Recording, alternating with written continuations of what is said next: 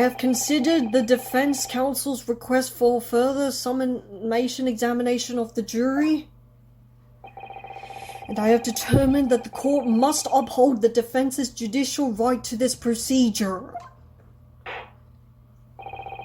So, counsel, you will now proceed with your second summation examination. I presume the jury is ready, Mr. Foreman? We are, my lord. Very good. In that case, I must ask each of you now to state clearly and concisely for the court the grounds on which you find the defendants guilty of this crime.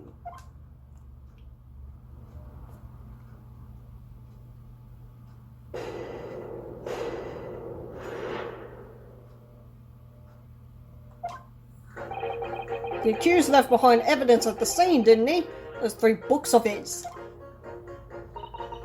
If there was another alternative explanation about how the victim was stabbed, I might reconsider. Even if the woman was throwing books, it can't be related to this crime if the window was closed, can it?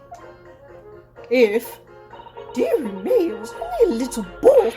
Hardly life-threatening, even with a direct hit. Don't force trauma. Look, I just want to get this over with. If I don't bring home some pay tonight, I might be in a tiny bit of trouble now. Come to think of it, we had a fire at home a while ago. It gave me the sneezes.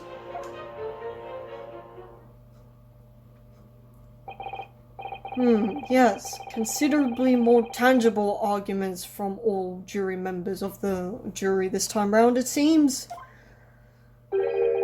With one notable exception, of course. My learned student's friend was unable to find fault in previous witness testimony. So the court must accept the fact that it was indeed the accused seen fleeing from the scene. And moreover,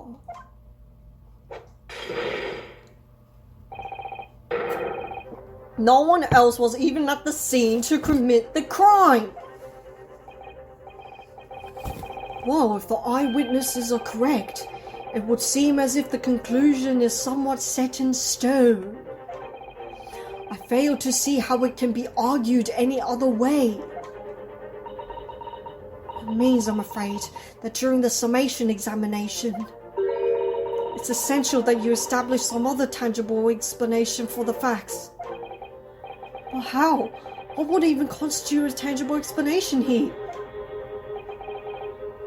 Isn't it obvious? Who stabbed the woman and how? Those details are all you need to provide.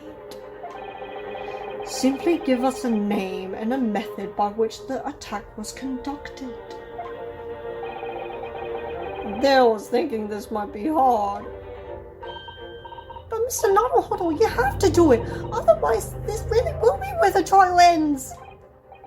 Ugh, no pressure then. That's quite enough preamble. Proceed with the summation examination, please. I presume you are prepared, counsel? Yes, my lord. All right, Yunosuke, focus your mind now.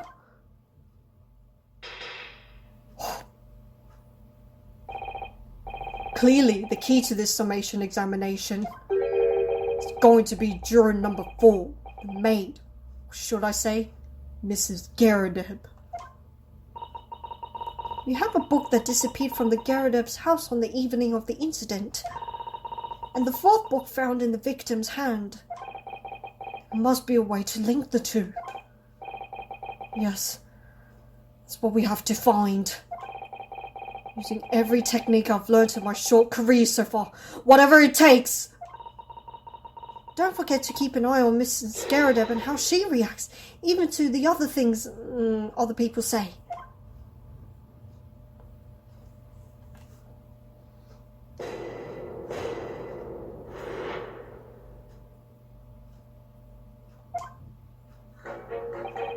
The accused left behind evidence at the scene. Well, evidence he was there, but not evidence he did it. If there was some level... Okay, I don't think we can press on that. If the woman was throwing books, it can't be related. Yeah, if... I think we should just press it. But what about the possibility that the window was open? What about it? I mean, there's just no way it could have been. How can you be so sure?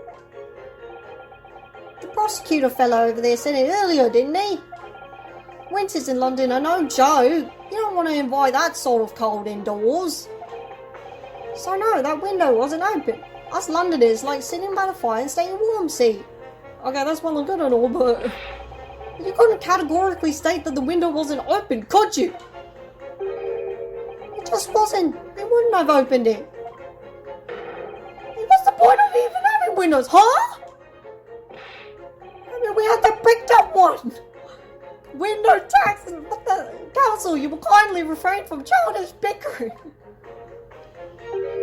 Oh, sorry. Somehow I need to show there's an undeniable possibility that the window was open.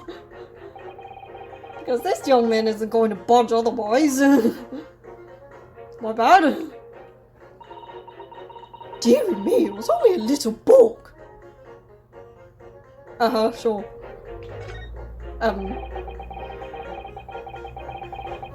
Alright.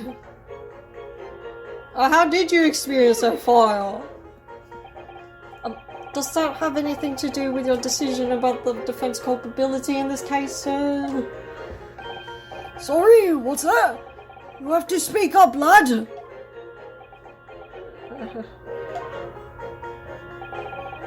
Could you tell us more about that fire, sir? It was last winter. My grandchildren baked me a lovely cake on my birthday. It had 75 candles on top, it did. What a sight to behold it was. 75 gold? You put candles on a cake? Was it some kind of devil worship? Of course not. It was an angel cake. To celebrate my birthday, obviously. It seems that's a common custom here in Great Britain, Mr. Nuddlehuddle. Oh, anyway, I mustered all my puff to blow them out. Only it must have blown wrong somehow. The flames didn't go out, but candles went flying all over the room. Physics. The furniture caught and everything went up. The whole place filled with smoke. Definitely sounds like devil worship to me. And by sneezes, I presume you mean a cold. How did you catch a cold from a fire? What a fiasco it was. The children, bless them, threw water over me as they tried to put out the flames. And then, because the whole room had filled with smoke, of course, we had to open all the windows to clear it. They had to open the windows. The windows, huh? The biting winter air rushed over me like the devil dancing on my grave, it did. I caught a terrible cold from it. It put me in hospital for a while. I won't forget that birthday in a hurry. I knew it was devil worship all along. Something about this old man's story is playing on my mind for some reason. What could it be? We need to demonstrate who, apart from Mr. Nutsmith, could have attacked the young woman on the street. As well as how he, or she, could have done it. Yes, but once again, the jurors' statements are full of personal prejudice. A lot of them seem convinced they're right, even in the face of logical arguments to the contrary. I think you're going to need to pit them against each other to force them to accept an alternative explanation. Yes. I don't necessarily need to find contradictions between their assertions. Just a connection might do the trick. Alright, see what I can do. If anything stands out, I'll go in for a strike. That's the spirit! Alright. We shall do as they say. We shall do as they say. You! Pit!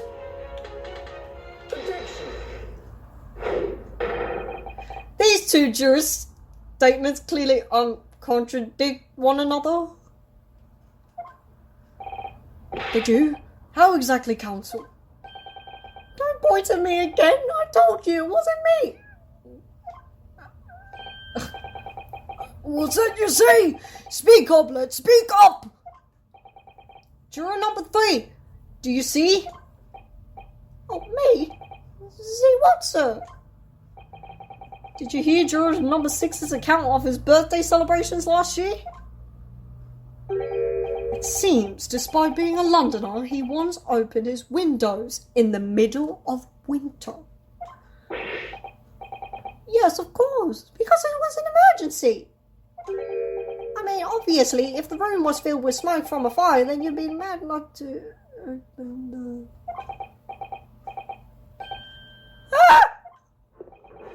Exactly. On the day in question, at the time of the incident, there was a fire in the Garrideb household. And Mr. Garrideb had the following to say about it. The whole place filled with smoke. Oh, my hat! Excuse me. Juror number 4, do you have something to say about that?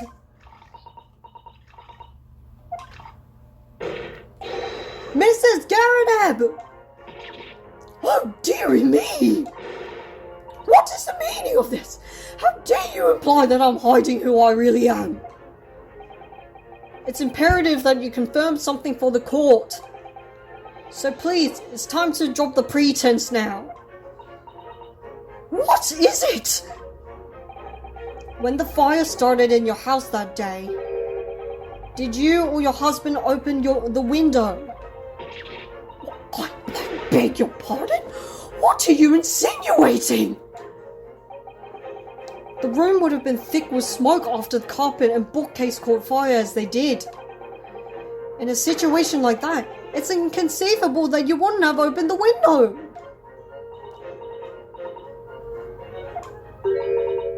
And what if we did?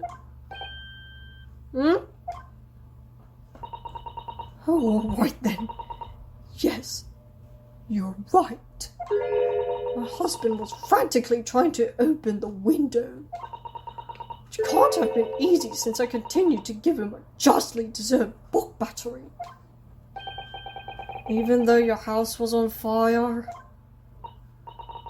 Oh, you never stop throwing until this anger subsides. It would be terribly bad for the nerves to do otherwise. Of course, I should have realised. That's a significant step forward, Mr. Nuttlehuddle. You've managed to establish that the window was open. We simply must have that added to Mrs. Garrideb's formal statement. Now you mention it, yes, the window was open at the time.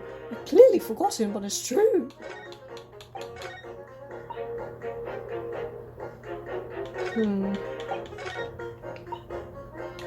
Hold on.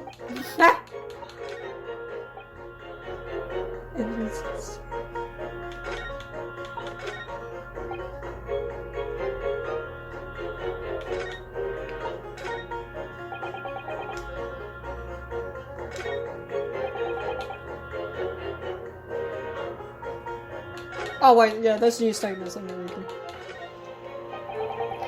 The window could have been open when the woman was throwing books. I mean, it's definitely a possibility. Now you mention it, yes, the window was open at the time. I'd clearly forgotten, but it's true. Winter house fires are dire. You have to open windows to clear the smoke. That's when the chill gets you, see. Alright. Clear the smoke. So what are we refuting now, I wonder?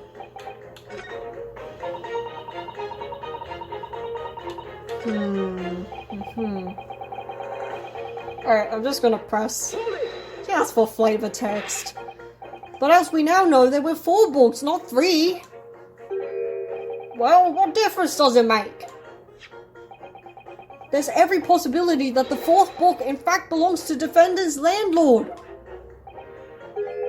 Yes, that's the part I have a problem with. Sorry? Well, at the point the woman was stabbed, this landlord fellow was at home, wasn't he? Enjoying a fiery scrap with his wife or something, you said. That's not exactly how I put it, no. Well, anyway, the point is, the fellow and his wife were somewhere else when it happened. Huh. I think that's what you call a strong alibi. Hey, we're not indicting them, I'm just saying, we're trying to open possibilities here. So it couldn't have been the landlord who did it. Which only leaves the Nifbanese fellow. Honestly, I can't see what all this palaver's about. It's a done deal, isn't it? It's a done deal, isn't it? I suppose, since I've nothing witty left to say.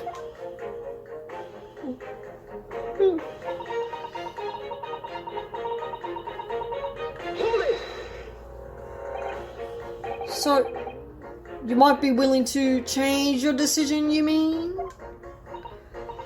Oh my, such delight on your face. But I'm afraid I shan't be swayed by emotion. Despite what you may think of me, I am a very modern, metropolitan, and rational woman. That's great!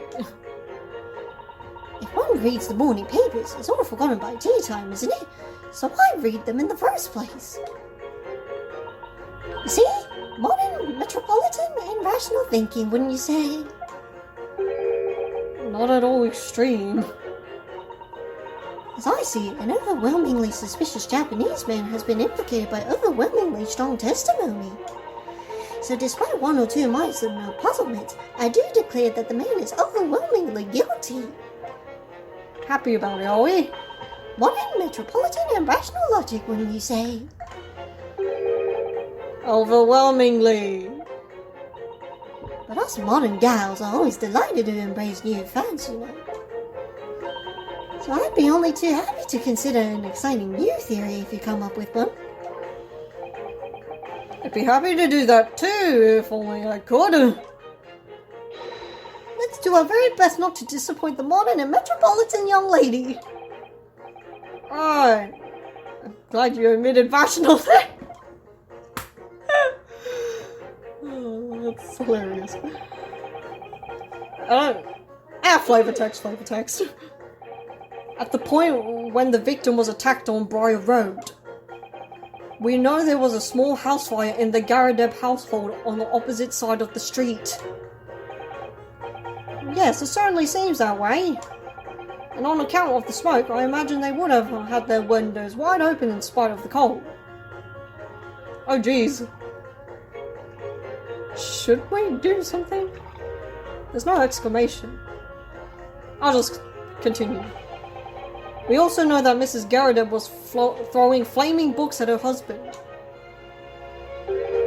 Her husband, who was backed into a corner by the window due to his wife's frenzied attack.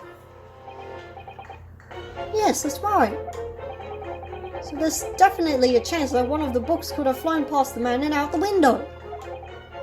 Only what? I am finished. I can't really see how it could have gone all the way over to the other side of the road, that's all. Fair, I guess. So I don't really see how I can change my decision, really. Oh, I see. That wasn't enough. What's going to take to persuade these people?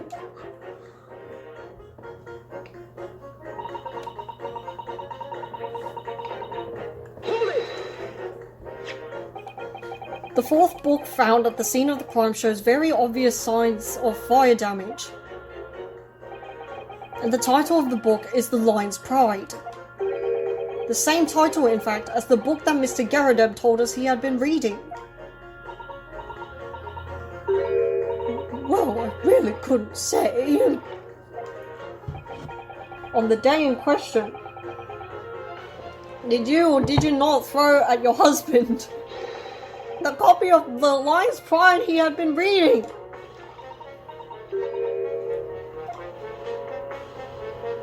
Oh, I did. was the first thing I could lay my hands on, so I held it straight at him. And now you come to mention it, yes.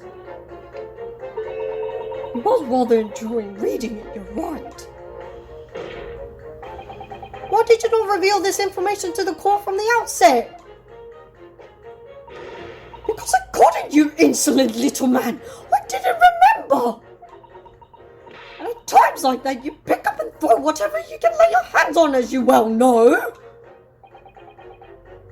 I really don't.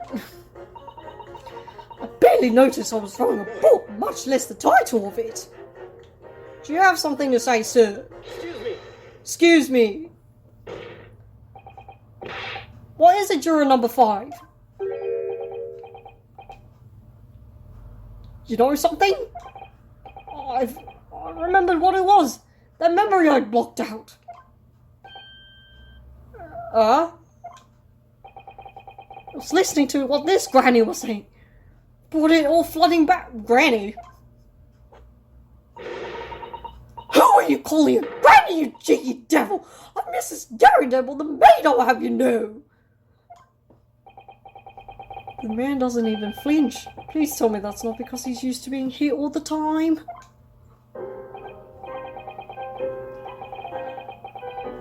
It was about 2 weeks ago now. I just got back home after work, like. Put my hand in my pocket for the wages I just earned that day. And I nearly died. It was a hole. Every last penny had dropped out. Dear, what a disaster. You haven't heard the half of it, boy! Oh? The wife was cutting up some chicken at the time. I could hardly get the words out, but I told her straight. I've lost a day's wages, love. Next thing I knew, the blade was whistling past my ear. Stuck into the wall next to me, it did. About an inch deep. The words. Just terror. I could smell it then, you know. God-awful stench of the Thames. I was sure I was going to end up face down in the muddy banks that night, I can tell you. Now, that's a real disaster, isn't it? I'll never use the word lightly again. Anyway, the point I'm trying to make is this. When women lose their rag, they'll throw anything at you. Knives, hatchets, hammers, you name it. Knives? Listen, now hold on. You mustn't think that all women are so short-tempered and unrefined. I wasn't thinking that. Throwing household objects at people is uncivilized. At least attack with honor. Use a bottle or the like. Or something to take down. Attack? Who are you going to attack? Not me again. Never mind. Anyway, this man's words could be rather significant, I think. Alright, we'll come back to the bow and arrow thing later, my dear. Another method for almost anything.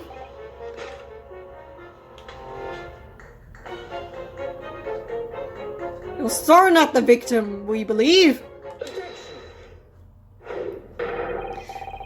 Those two claim... Good grief! You mean they don't contradict each other? Explain, counsel, at once! Juror number 2, do you think perhaps that this could be one such novel alternative? Oh my, whatever do you mean? An alternative explanation as to how the victim was stabbed in the back. What are you talking about? We've demonstrated that the 4th book, The Lion's Pride, that was found at the scene of the crime, originated in Mr. Garrideb's room on the top floor of his house. Therefore, it's equally possible that some other object besides the book could have found its way from the Garrideb household to the street below. What's that now? After all, Mrs. Garrideb could have thrown any number of different objects at her husband. Isn't that right, juror number 4? What are you insinuating now, you little beanpole? I'm beginning to think that ever since the true origins of this book came to light, perhaps she had a feeling this might be what happened. Now you listen here, you Eastern Gala. As the foreman of this jury, I demand a straight answer. You give us this yarn about some other object making its way out of the house, but what? What was it? Really taking a big gamble here. It's a bold accusation to make. I haven't any real evidence to back it up. I'm certain that at the very least this warrants further investigation. Alright, Mr. Foreman, I'll try to explain the defense's theory. The other object that found its way from the Garadeb household to the scene of the crime was perhaps this knife. Take that!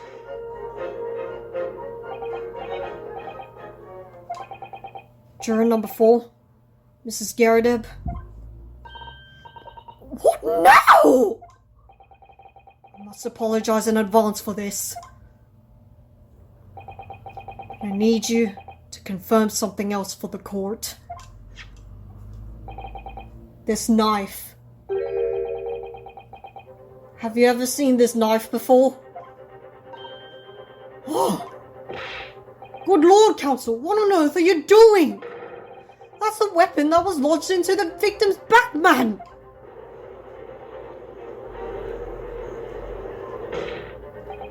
My lord, remember that when the victim was attacked, Mr. and Mrs. Garadeb were in the throes of an argument.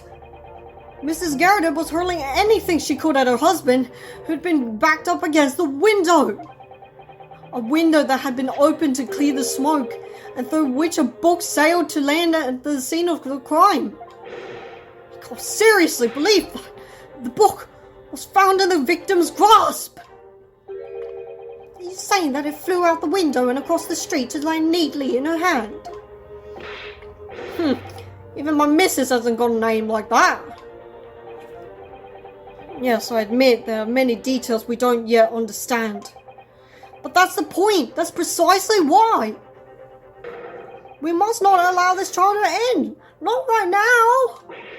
Oh my. Mrs. Garadeb, your answer, please.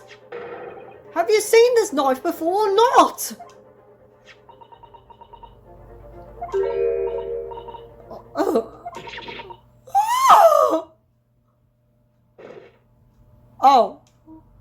Oh dear.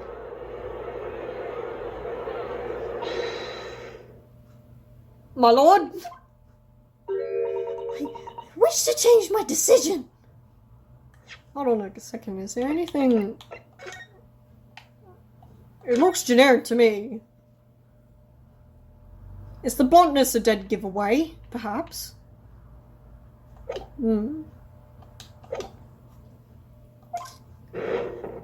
Yay! I'm a woman of my word, after all. Good to see. Thank you, madam. Yes, I agree. Certainly didn't see this coming, but... Just don't think it would be right for this trial to come to an end now with so many unanswered questions. Mr. Foreman! I'd have to agree. Not that I think the granny didn't mind. Yes, you know what? I'm not quite happy about this at the moment either. All together now!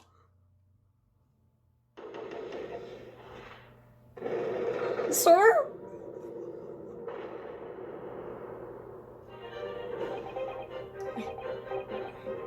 We did it!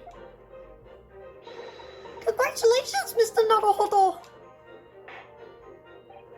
So, as a result of the defense's summation examination, a number of jurors' leanings have changed.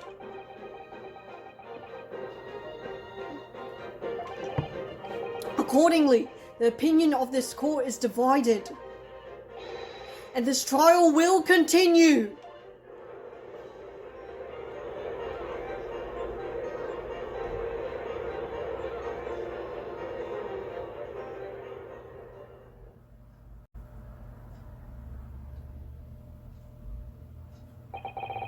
Now then, Lord Von Zieks, how does the prosecution wish to proceed?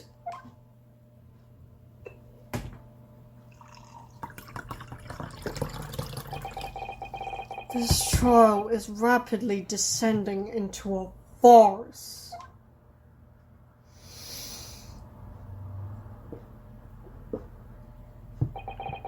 Like a corked wine, the first few sips are bitter enough.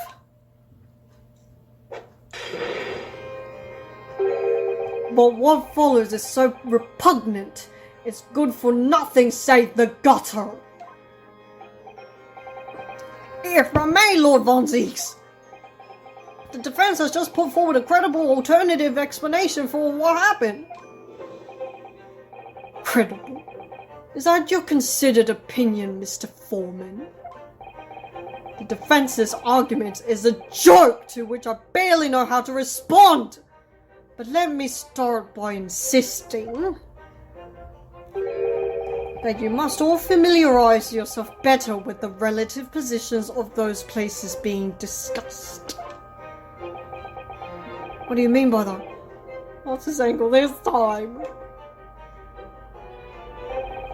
It should already be more than apparent that between the crime scene and the Garadeb household runs a rather wide street, Briar Road.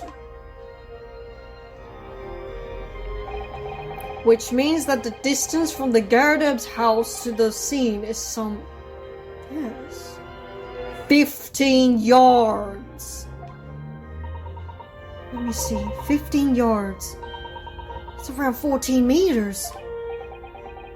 14 meters? It's a little farther than I'd imagined. And, as you ladies and gentlemen of the jury rightly noted as having portentous significance, the fourth book was found in the victim's clutches. In other words, the smouldering book wantonly hurled by the lady of the house travelled some 15 yards to land on the opposite side of the road, neatly between the collapsed victim's fingers and thumb. Is that your final conclusion, my learned and deluded friend?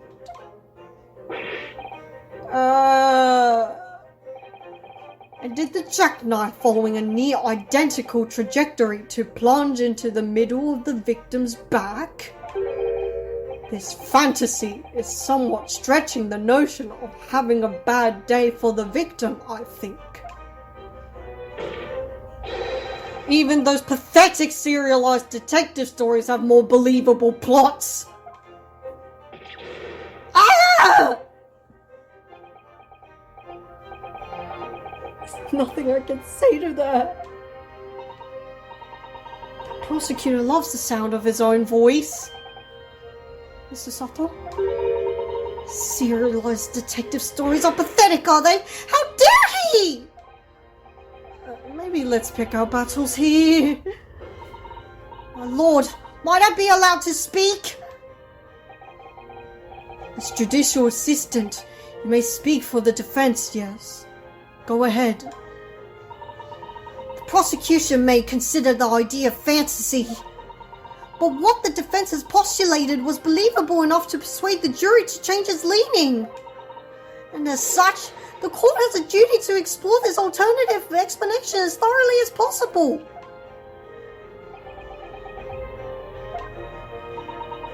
To that end,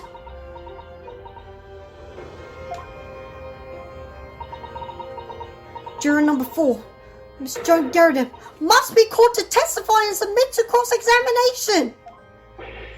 Sakes alive! Cross-examination of a juror! Oh, she's back. Order! Oh, this is highly irregular. It is unprecedented for a member of the jury to be summoned to the witness stand. Objection!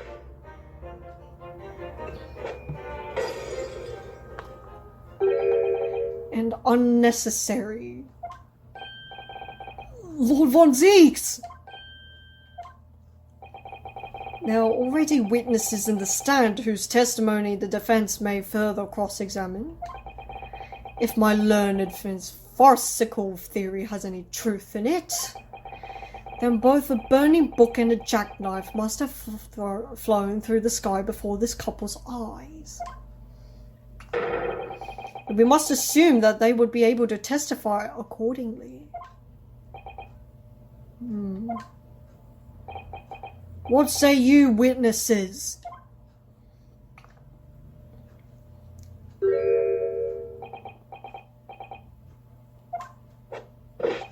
Yes, sir! Constable Rolly Beaton, reporting for duty, sir! Wow. Good morning, officer. Morning? All right. Sorry for dozing until now, sir!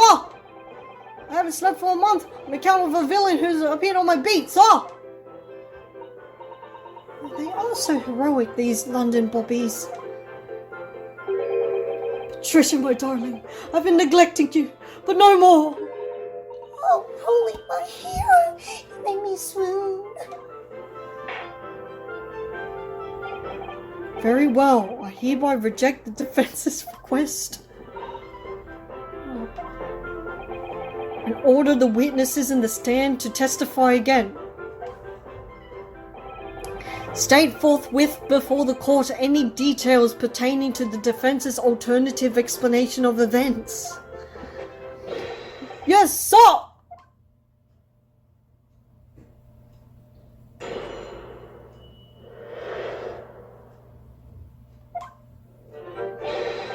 This case has nothing to do with Mr. and Mrs. Garrideb. Believe me, a London bobby is good for his word. You see, sir, the windows on the top floor of the Garrideb house are top-hinged casements. Obviously, if anything had been thrown out of the window, we would have seen it. I did leave the scene to go and fetch help, but my trusty Rolly was there to make sure nothing was disturbed.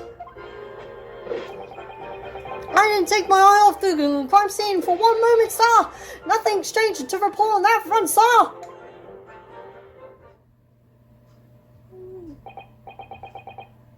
This is quite startling. Top-hinged casement windows.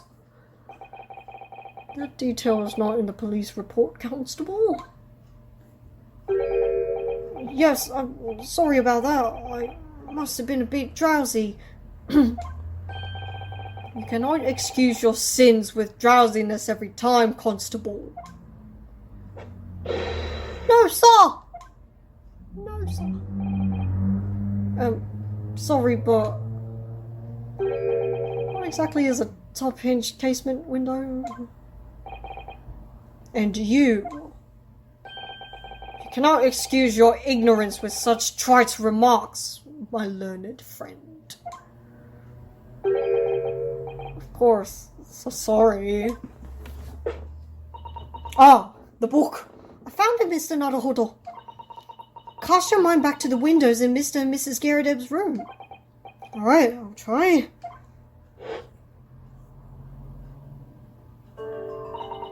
So the window opens in order to allow air to circulate inside the house.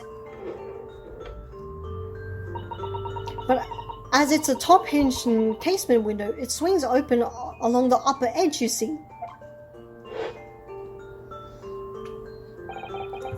I'm glad you've rectified your ignorance. A casement window's most prominent feature is its stay, a metal bar which prevents the window from being opened beyond a certain amount. Prevents it opening? This is all news to me. Absolutely correct, sir. In other words, if a book or knife were to have been thrown through the open window,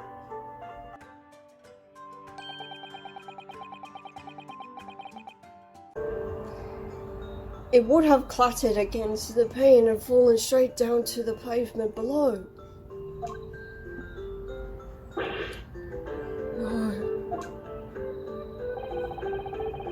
You see the problem then? Good. Your education in Windows is complete. There was never any possibility of either the book nor the knife traveling 15 yards over the road. That is, unless the window pane had been shattered, something we've discounted already. Oh my God. Bee! Did you see that, Rolly? The young Japanese man just collapsed in agony. Oh yes, my darling, I saw it. I saw how he crumbled before me. Oh, Rolly, you're so strong. Oh, is this happening? I haven't even started the cross-examination yet, and already my argument's been destroyed. Counsel, if you could drag yourself upright again. The court awaits your cross-examination. There's still a chance, Yunosuke. There's gotta be some other way. My lord. Oh, good. Another desperate situation.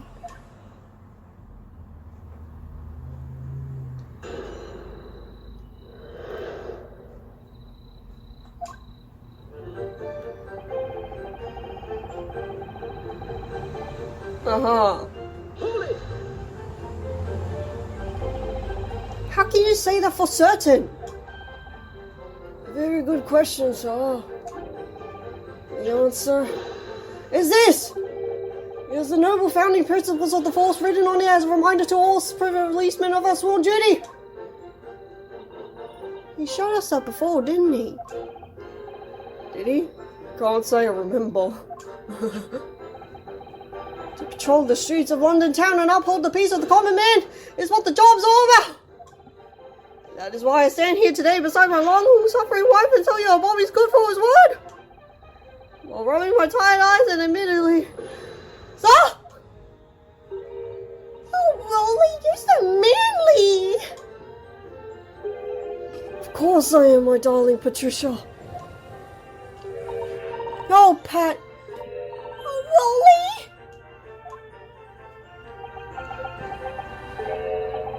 No, none of this is what I meant. I mean, how can you say for certain that this case has nothing to do with Mr. and Mrs. Giradeb? Oh, I see, sir. You should have said so earlier, sir. Yes, well... so could you answer the question? That was a waste of time then. Absolutely, sir. My answer to the fullest of my ability, sir. There's a surprising reason why Mr. and Mrs. Giradeb's domestic dispute can't be related to this case. But before I get into that, sir, just one thing. Yes? Very much like you and all your countrymen, so I understand the great British institution of Scotland Yard. I hope you'll take back some tales of us London bobbies and how we uphold our guiding principles. I wasn't planning on going back just yet. I'd only just arrived here. So to that end, sir, I'd be happy to lend you my warrant card for your perusal. I must warn you, you won't be able to get it through without shedding a few tears. Thank you, I'll try. For our perusal.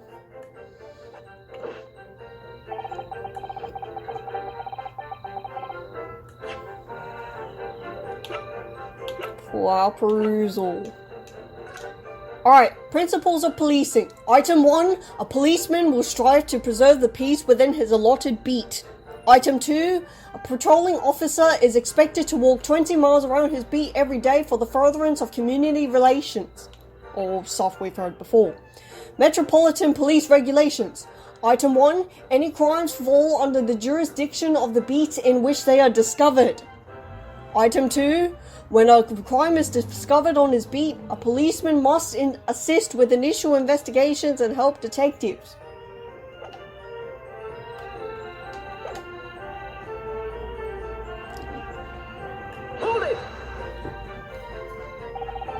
By which you mean they don't open fully. Is that correct? Yes, sir. They just need to allow a bit of air through the house, you see. So they're restricted as to how much they open. And therefore, anything thrown out the window from inside the room would simply strike the pane and fall to the street directly below. For clarity, allow me to mark the map.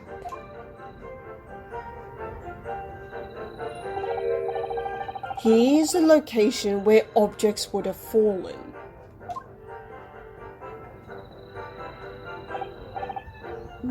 Yes. Directly opposite the scene of the crime, on the other side of the rather wide road. It would have been so hard for somebody to mention this top-hinged casement thing before. We were there, but alright, to be fair. Not something we would have paid attention to. Well, I have another question for you, Constable. What would that be, sir? How do you even know? Why would you have any idea what sort of windows Mr. and Mrs. Garrideb's house is furnished with? Well, sir, it's very simple. You see, I helped with the investigation yesterday. I'll get to you in a moment, sweetie. You helped? In what way? Various members of the public were questioned in order to gather information about the case. That's right, sir. Sad truth is, we're all overworked. Even though it wasn't under the jurisdiction of my own beat, I obviously wanted to help. I see. Well, thank you. Oh, is it my turn now? Obviously, if anything had been thrown out of the window, we would have seen it. But according to my notes here, the sun had gone down already and it was dark. Oh, but Rolly and I were strolling along, gazing at the night sky and looking for a lucky star. Sorry? A star that will guide us to eternal happiness. Can't it guide you to answer the question, ma'am? If a flaming book had cut across the sky in front of us, it would have lit up like a shooting star. And if I'd seen a shooting star, I would have made a wish upon it. Like Rolly being an inspector, I would have said 3 times at least. Of course, with the smog and everything, we couldn't actually see any stars. In short, are you trying to say that neither a book nor a knife crossed the sky before you? Yes, sir, that is correct, sir. As sure as the night sky in London is starless, sir. It certainly sounds like they're telling the truth. And then we saw the poor woman fall to the ground, so we ran straight over to help her.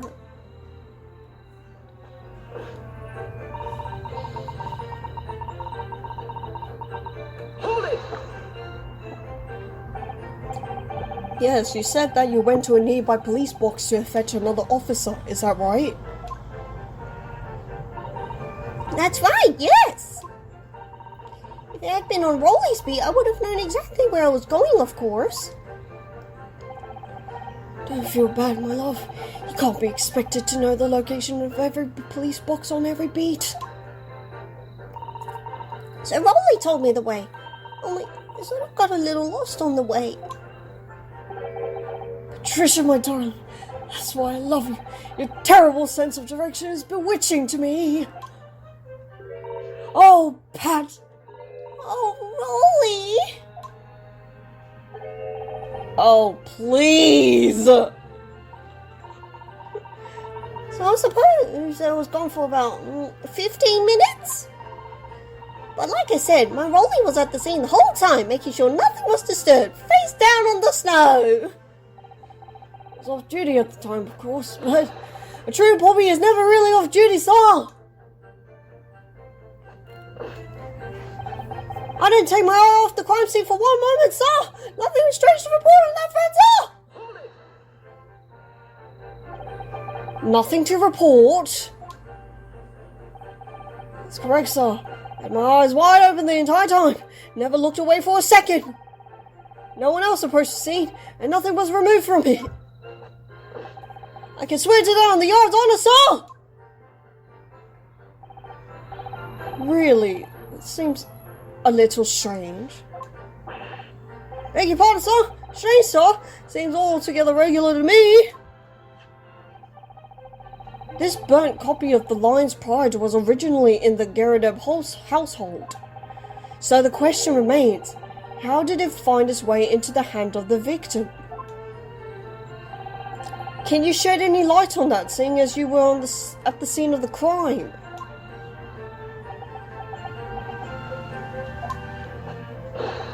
Aha! Could it be a different copy, sir? One that just happened to be burned as well?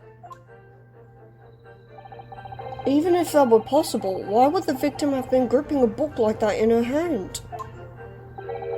As we can see from this photographic print, she had a bag over her shoulder. Oh, sir! The book was in the lady's hand from the moment we were around the scene! Is that so? Something about this statement that's not sitting right with me. The two mysteries of how that knife ended up in her back and how that book ended up in her hand. There must be some common thread between them. So sorry, Mr. Nuttleholder. I have no right to speak out. What do you mean? I requested the cross-examination of Mrs. Garadeb without consulting you. Even if the judge did deny me. Well, I agree with you, though. We do need testimony from Mrs. Garadeb. We're ever going to get to the truth of this matter. Do you really think so? Well, think about it.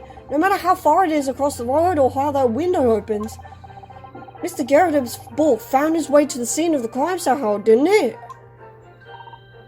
You're right. And then there was Mrs. Garadeb's reaction to me showing her the knife. The woman's hiding something. I'm sure of it. You're right again. We need to use this cross-examination to uncover more clues. We'll get to the bottom of this one way or another, I swear! Yes. I believe Patricia had something to say. I don't remember which statement it was, even though it was a couple of seconds ago. How far does the history go, BRB?